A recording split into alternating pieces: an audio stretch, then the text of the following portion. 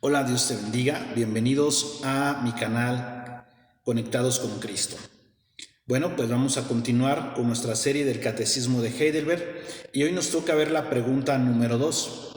Y veamos qué es lo que nos dice la pregunta número 2 del Catecismo de Heidelberg. Dice de la siguiente manera: ¿cuántas cosas debes saber para que gozando de esta consolación puedas vivir y morir dichosamente? Son tres. La primera: ¿cuán grandes son mis pecados y miserias? La segunda: ¿de qué manera puedo ser librado de ellos?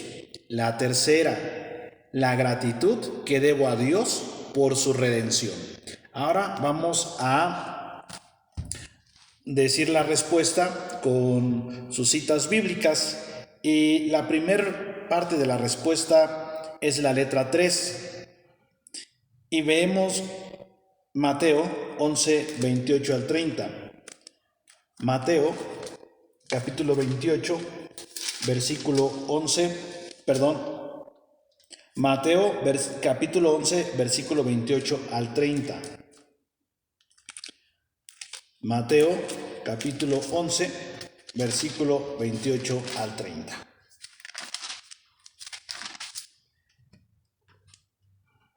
Venid a mí todos los que seáis trabajados y cargados, y yo os haré descansar. Llevad mi yugo sobre vosotros y aprended de mí, que soy manso y humilde de corazón, y hallaréis descanso para vuestras almas, porque mi yugo es fácil y ligera mi carga. Es lo que nuestro Señor Jesucristo estaba diciendo y hacía esa invitación a todos aquellos que sentían cargas, que se sentían abrumados, que sentían que vivir en este mundo era muy cansado y muy tedioso. Pero Él vino a dar libertad, Él vino a darnos paz, tranquilidad y ayudarnos con esa carga que no podemos llevar. Siguiente cita es Efesios capítulo 5, versículo 8. Carta a los Efesios capítulo 5, versículo 8. Porque en otro tiempo erais tinieblas, mas ahora sois luz en el Señor, mas ahora sois luz en el Señor, andad como hijos de luz. Está diciendo el apóstol Pablo que antes vivíamos en pecado, pero ahora hemos venido a ser hijos de Dios y ahora ya andamos en luz. ¿Qué es mejor? Andar en la noche, en las tinieblas, donde tú no puedes ver, donde no sabes si hay un charco de agua, hay algún palo tirado, te puedas tropezar, que andes con miedo, no sabes qué es lo que hay más adelante. O andar de día, donde tú puedes ver claramente, hasta puedes correr y no te tropiezas porque tienes buena visión, buena visibilidad. Ahora vamos a ver la siguiente parte.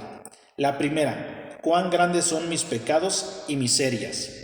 Tenemos que reconocer qué tan pecadores somos, qué tan miserables somos, para así poder pedir ayuda. Cuando tú estás enfermo, dependiendo la gravedad de la enfermedad que tengas, tú dices voy al doctor o no voy al doctor. Aquí me quedo ahorita con unas paracetamol o con un medicamento, ya se me baja el dolor, se me desinflama y estoy bien. Pero si es muy grave dices no, yo tengo que ir al médico, a que me revise porque puede ser más gravoso y me va a dar el medicamento correcto y necesario. Ok, entonces vemos Juan capítulo 9, versículo 41. Evangelio según San Juan capítulo 9, versículo 41.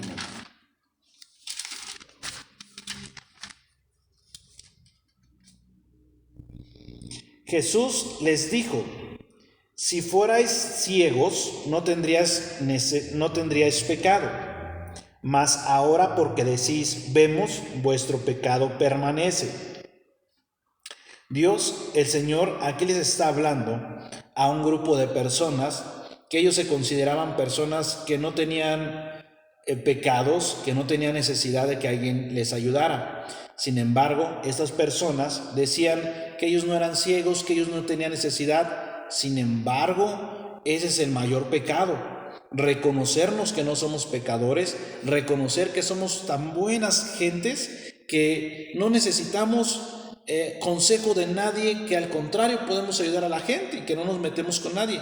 sin embargo ese es el mayor problema, es el mayor pecado. Vuelvo a leer el versículo 41. Jesús les respondió: si fuerais ciegos, no tendríais pecado. Si se reconocieran que son ciegos, bueno, no hay pecado. ¿Por qué? Porque se les iba a limpiar su pecado. Pero más ahora porque decís vemos, o sea, hay un orgullo, una arrogancia de decir yo no ocupo de nada, yo estoy bien, vuestro pecado permanece ahí. El orgullo, la arrogancia, la altivez es el pecado más grande que no nos permite ver los demás pecados. La humildad y reconocer que necesitamos ayuda es una gran ventaja para acercarnos a nuestro Dios. Mateo 9:12. Evangelista Mateo, capítulo 9, versículo 12. Al oír esto Jesús les dijo: los sanos no tienen necesidad de médico, sino los enfermos. La persona que se siente que no ha pecado, que es muy buena gente, bueno, nunca va a venir a Dios.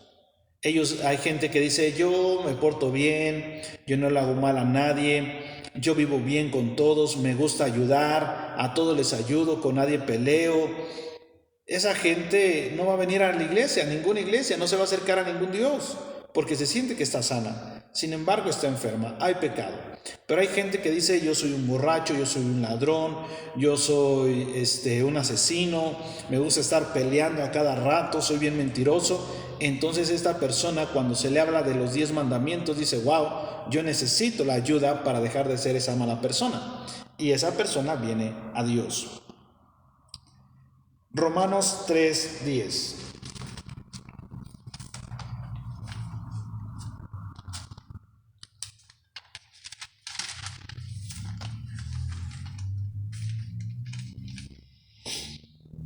Como está escrito, no hay justo ni aún uno. Es lo que el apóstol Pablo cita el Antiguo Testamento y les dice a los romanos: no hay justo ni aún uno. Todos son pecadores. Y sigue diciendo: no hay quien entienda, no hay quien busque a Dios. Todos se desviaron, a una se hicieron inútiles. No hay quien haga lo bueno, no hay ni siquiera uno. Él está diciéndoles que en la tierra, en la humanidad, no hay quien haga lo bueno. Todos somos pecadores, así es que todos necesitamos reconocer nuestros pecados y nuestra miseria, saber qué tan grandes son para poder pedir ayuda, y el único que nos puede ayudar es nuestro Señor Jesucristo. Ahora leemos Juan, Evangelio según San Juan, capítulo 1, versículo 9 y 10. Aquella luz verdadera que alumbra a todo hombre venía a este mundo. Está hablando de Jesucristo, que esa luz verdadera venía a este mundo para alumbrar a este mundo. En el mundo estaba, y el mundo por él fue hecho, pero el mundo no le conoció. En el mundo, el globo terráqueo fue hecho por Dios, y Dios se encarnó en Jesucristo, en el Hijo, se encarnó para venir a la tierra como esa luz, que la pudiéramos ver, que la pudiéramos palpar y así acercarnos a Él.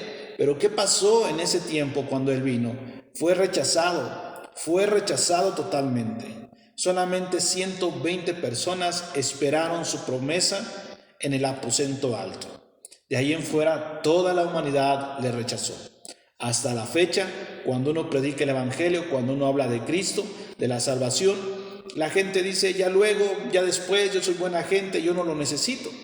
Y sigue pasando la misma escena hoy en nuestros días. La gente no reconoce su pecado y su miseria. Nosotros que ya hemos venido a Cristo, que somos cristianos, reconocemos de dónde nos sacó Dios, y es por eso que viene la segunda. ¿De qué manera puedo ser librado de ellos? Cuando reconocemos nuestra gravedad, nuestra inmoralidad tan pecaminosa, ahora decimos, ¿y cuál es la forma en que yo puedo ser librado de ahí? ¿De qué forma puedo librarme de esto que he buscado en psicólogos, que he buscado en terapeutas, que he buscado en hacer una actividad, en hacer otra, pero sigo siendo la misma persona? ¿De qué manera? ¿Habrá alguien que me pueda ayudar? Bueno, vamos a ver las citas, que es Juan capítulo 17, versículo 3. Evangelio según San Juan, capítulo 17, versículo 3, y dice: y esta es la vida eterna. ¿Cuál es la vida eterna? El Señor Jesucristo está hablando, le está orando al Padre. Es una oración la más larga que el apóstol San Juan pudo escribir, y dice: y esta es la vida eterna, que te conozcan a ti. Le está hablando Jesús al Padre, que te conozcan a ti, el único Dios verdadero. Solamente el Padre, el Hijo y el Espíritu Santo son el único Dios verdadero. Y a Jesucristo, a quien has enviado. Necesitamos conocer a Jesucristo para poder conocer al Padre, que es el único Dios verdadero. Y a través de conocerlo sabemos que en Él tenemos descanso, libertad, como lo leíamos al principio. Venid a mí todos los que estéis trabajados y cargados, que yo os haré descansar. Pero es conociendo al Padre. Ahora leemos Hechos capítulo 10, versículo 43. Hechos 10, 43. De este dan testimonio todos los profetas. ¿De quién este? Está hablando de Jesucristo. ¿Cuáles profetas? Todos los del Antiguo Testamento. Desde Moisés, desde Enoc, Elías, toda la Biblia del Antiguo Testamento habla de Jesucristo, toda. Entonces está diciendo, de este, o sea de Jesucristo, dan testimonio todos los profetas, que todos los que en él creyeren recibirán perdón de pecados por su nombre. Desde el Antiguo Testamento se estaba predicando ese evangelio, que en el nombre de Jesús y creer en Jesucristo se iba a poder salvar y tener esa remisión de pecados el hombre. Y aquí el apóstol Pedro está predicándole a Cornelio el centurión. Ahora leemos el capítulo 4, versículo 12 del mismo libro de Hechos. Capítulo 4, versículo 12. Y en ningún otro hay salvación, porque no hay otro nombre bajo el cielo dado a los hombres en que podamos ser salvos. En ningún otro hay salvación, solamente en Jesucristo. No en María, no en el Papa, no en San Judas, no en San Pedro. No, en nadie hay salvación, solamente en Cristo Jesús, porque no hay otro nombre bajo el cielo dado a los hombres en que los hombres puedan ser salvos. Solamente en Jesucristo, Hijo único de Dios, engendrado en María, solamente en Él, por el Espíritu Santo fue concebido.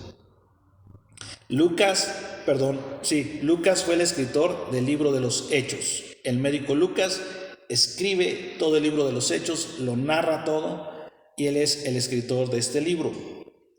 Ahora pasamos a la tercera. Después de que conocemos qué tan pecadores y miserables somos y de qué manera podemos ser librados de ellos, ahora la tercera dice la gratitud que debo a Dios por su redención. Yo tengo que ser agradecido a Dios porque me ha librado de mis pecados. Cuando tú le haces un favor a alguien y sabes que esa persona no te puede pagar económicamente, que está pasándola muy mal, no sé, de la manera que sea, tú le ayudas y lo mínimo que esperas es que la persona te diga muchas gracias. En verdad, gracias, te lo agradezco. No sé cómo pagártelo, quisiera hacer algo, algún día te lo podría pagar. Y tú dices, no, o sea, lo hice porque me nació en el corazón y te sientes a gusto porque alguien te agradeció. Lo mismo es con Dios. Dios lo hizo por amor a nosotros, por amor a su nombre, nos salvó y nos rescató del infierno, y ahora lo único que podemos hacer es darle gracias, porque no hay otra forma de cómo pagarle, no hay otra manera en cómo ser agradecido. Solamente vamos a ver qué nos dice la Biblia. Efesios 5:10. Efesios capítulo 5, versículo 10.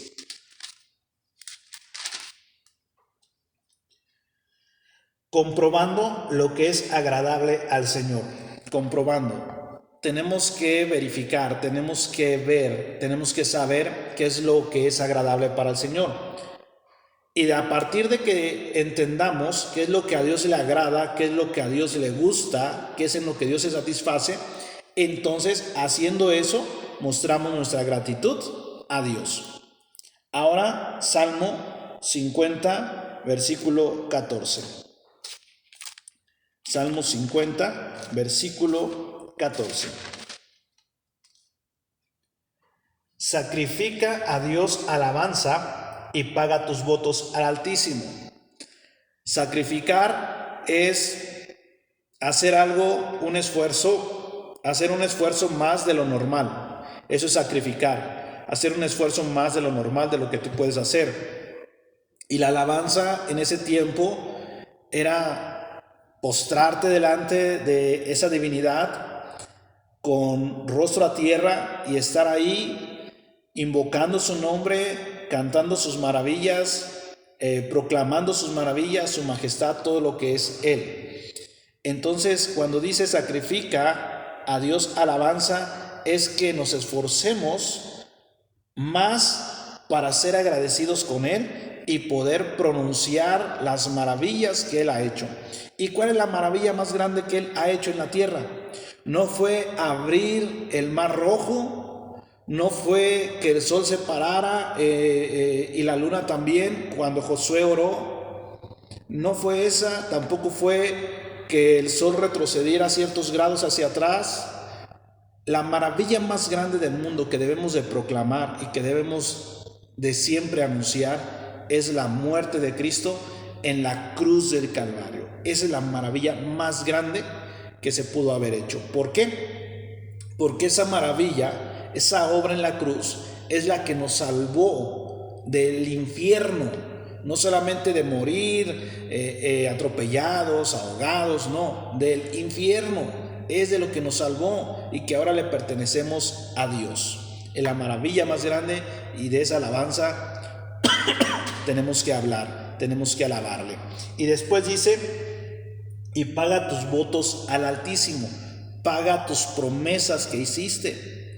Quizá muchos de nosotros estuvieron enfermos o estuvimos enfermos y en un momento le dijimos, Señor, sáname, Señor, sana a mi hijo, Señor, líbrame de este problema, y si tú lo haces, yo prometo servirte todo el tiempo de mi vida. Y si tú prometiste algo a Dios, entonces paga lo que prometiste a Dios, cumple lo que le prometiste a Dios. No porque Dios ocupe que lo que tú le prometiste, sino porque tú tienes que tener ese valor ante ese Dios que le prometiste. Tú le prometiste a Dios, entonces paga tus votos, paga lo que pertenece pagar, no te quedes con ello. Ahora vemos en Mateo 5:16. Vamos a ver qué es lo que nos dice Mateo 5:16.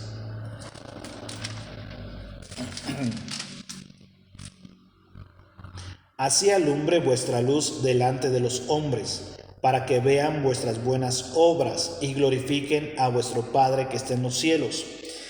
El Señor Jesucristo está diciendo que nuestras buenas obras tienen que alumbrar a los hombres. Vuestra actitud, de la cual fuimos rescatados antes, ha muerto y hoy tenemos que tener una actitud diferente. Nuestras obras tienen que ser diferentes. La gente tiene que ver que ese Dios que vino a nuestra vida es luz y que ahora nosotros también andamos en luz. Ya no somos las personas amorales o inmorales que antes éramos. Ahora somos personas con una moralidad, con un intelecto diferente, con un pensamiento diferente, de siempre hacer lo bueno, siempre hacer las cosas bien. Y glorifiquen a vuestro Padre que está en los cielos. Nuestras buenas obras, nuestros buenos frutos van a glorificar a Dios. De esa manera le somos agradecidos. Por eso leíamos en el capítulo 5, versículo 10, comprobemos cuáles cosas son agradables a Dios. Entonces, hacer buenas obras a la gente, no para ser salvos, sino porque ya somos salvos, eso agrada a Dios. Ahora leemos 1 de Pedro, capítulo 2, versículo 12.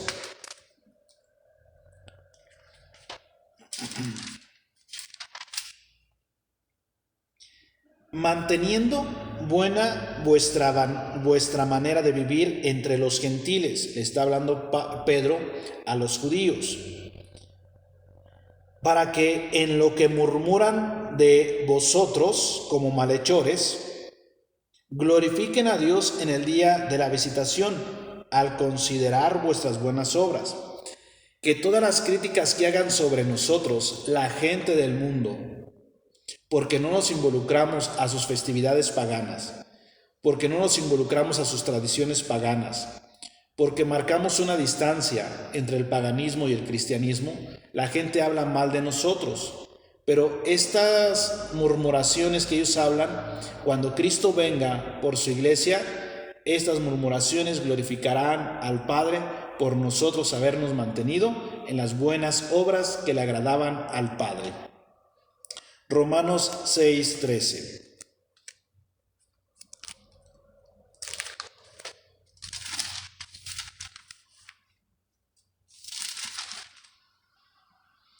Ni tampoco presentéis vuestros miembros al pecado como instrumentos de iniquidad, que no debemos ser participantes en las actividades pecaminosas del mundo.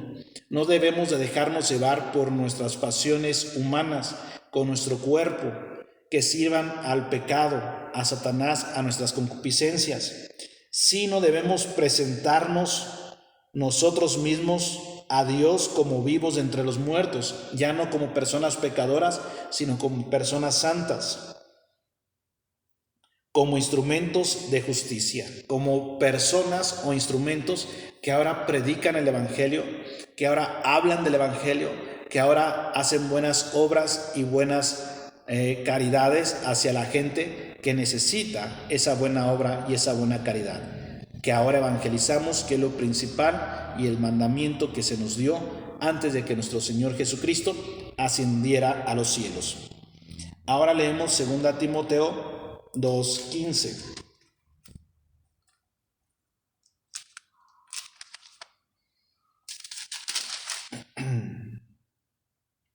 Procura con diligencia presentarte a Dios aprobado, como obrero que no tiene de qué avergonzarse, que usa bien la palabra de verdad. El apóstol Pablo le hace una carta a su querido amigo Timoteo, a su discípulo Timoteo, y le dice: procura, ten cuidado, cuida bien lo que estás haciendo, presentarte a Dios aprobado. Procura con mucho cuidado presentarte a Dios para que Dios te apruebe. No para que te apruebe la iglesia, no para que te apruebe un pastor, no para que te apruebe la sociedad, no, sino para que seamos aprobados por Dios, que no tengamos de qué avergonzarnos. Era ese gran consejo del apóstol Pablo a Timoteo. Procura con mucho cuidado presentarte a Dios. Cuando vayas a Dios, procura presentarte así. Cuando tú mueras y llegues a su presencia, que tú hayas procurado en la tierra hacer las cosas correctamente, de la mejor manera, presentarte a Dios aprobado, como persona, como obrero, como trabajador, que no haya tenido nada de qué avergonzarse. La gente hablará mil cosas, pero lo más importante es cómo nos está viendo Dios, cómo nos observa Dios. Eso es agradable a Dios, presentarnos de esa manera. Así que, mi amado hermano, te dejo esta pregunta número 2 con su respuesta y sus citas bíblicas. Si tienes alguna pregunta, tienes alguna duda, quieres aclarar algo, con mucho gusto, déjame tu comentario ahí abajo y yo lo voy a leer y te voy a dar la respuesta que se pueda dar conforme a las escrituras. Y así te invito también que le des like al video, que lo compartas con tus amigos para que todos conozcan esta enseñanza del Catecismo de Heidelberg. Hasta la próxima.